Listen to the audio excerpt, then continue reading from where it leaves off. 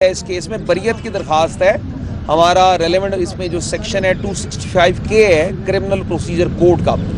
और क्योंकि हलीमा खानम साहबा के मुतल्लिक इस केस में कतन कोई मवाद नहीं है, उन पे जो इल्ज़ाम लगाया जा रहा है वो ये लगाया जा रहा है कि इमरान खान साहब का कोई मैसेज जो कि आइन और कानून के मुताबिक खान साहब की सारी बातें होती हैं, उन्होंने बज़रिया मीडिया लोगों तक पहुँचाया। इसके मुतल्लिक इसमें कोई किसी किस्म का जुर्म नहीं बनता और अदालत से मैंने इस्तदा की कि हमारी ये एप्लीकेशन ले ली जाए और सबसे पहले वो जो बरियत की एप्लीकेशन है हलीमा खानम साहबा की बाबत, उस एप्लीकेशन का फ़ैसला किया जाए।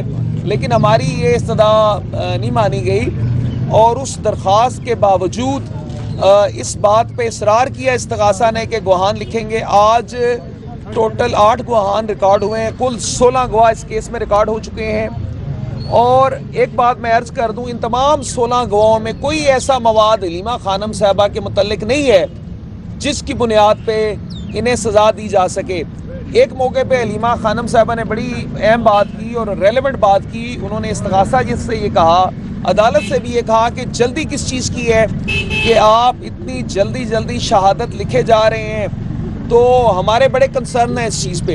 हम ये समझते हैं कि ना सिर्फ इंसाफ होना चाहिए, इंसाफ होते नज़र आना चाहिए। और इस मुकदमा में जिस अंदाज से इस्तगासा तेज़ी से शहादतें करा रहा है, हमें ऐसा नज़र आता है कि इस्तगासा जल्द से जल्द इस केस में हलीमा खानम साहबा को सज़ा दिलवाना चाहता है। हम ये समझते हैं कि इसी अदालत में इमरान खान साहब से मुतल्लिक जो 9 मई के केसेस हैं, उन केसेस में मुसलसल तारीखें डाली जा रही हैं, उनमें किसी किस्म की कोई प्रोसीडिंग्स नहीं हो रही।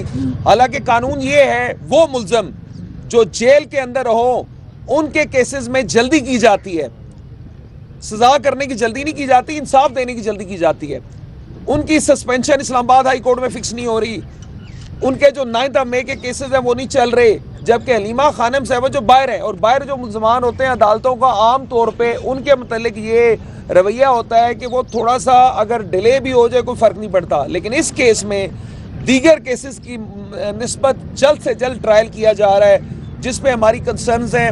हम ये समझते हैं कि ये केस और दीगर तमाम केस सियासी बुनियादों पे बनाए गए हैं। इमरान खान साहब और उनके तमाम ख़ानदान को सियासी इंतकाम का निशाना बनाया जा रहा है इन बेबुनियाद केसेस के ज़रिए। और हम ये भी समझते हैं कि ये तमाम केसेस जो हैं ये मिस यूज़ ऑफ लॉ के उस ज़मरे में आते हैं और एंटी टेररिज्म की FIR दी जाती है जब कोई ज़रा सा मसला होता है। जब हलीमा खानम साहबा पे पानी फेंका जाता है, एक खातून है, एक टेरर क्रिएट किया जाता है, एक हैरेसमेंट क्रिएट की जाती है, उन लोगों पे FIR होनी चाहिए जो पानी फेंक रहे हैं। उसके बाद केमिकल वाला पानी फेंका जाता है तो उस लोगों पे FIR होनी चाहिए जो वो पानी फेंक रहे हैं। लेकिन होता क्या है कि इन पे एक और FIR दे दी जाती है और वो भी एंटी टेररिज्म एक्ट के मुताबिक। जबकि आप सब जानते हैं कि अडयाला के दोनों अतराफ से रोड बंद है, वहाँ पे बामुश्किल वो लोग जा पाते हैं जिन्होंने खान साहब से मिलना होता है और कोई लोग नहीं आ सकते, लेकिन FIR भी इन पे दी जा रही है।